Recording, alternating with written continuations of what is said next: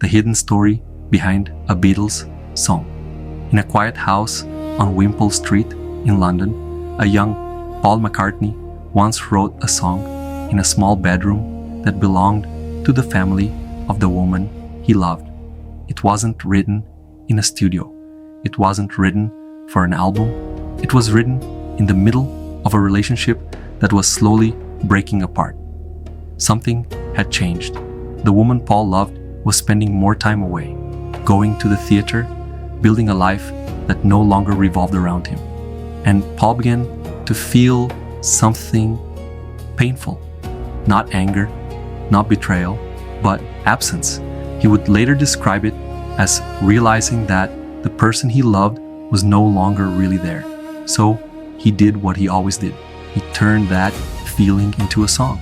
Not to hurt her, not to blame her, but to free himself from what he was carrying inside. Years later, Paul explained that writing it was a way to release a weight he had been holding, and the emotion behind it became one of the most haunting lines he ever wrote. I'm looking through you, and you're not there. That moment became a song, and that song was called I'm Looking Through You. Full statements about the song. I actually wrote quite a lot in that room. I'm Looking Through You was, I think, after an argument with Jane. There were a few of those moments. Several of my songs from that period, including We Can Work It Out and You Won't See Me, were based on my relationship with Asher.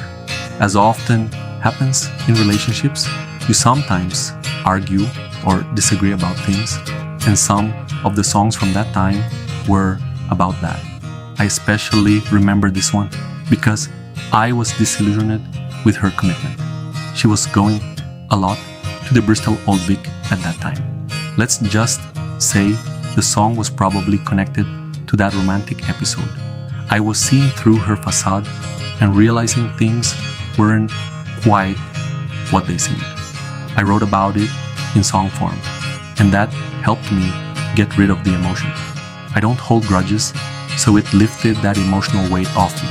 I specifically remember this song being about that, about getting rid of a burden.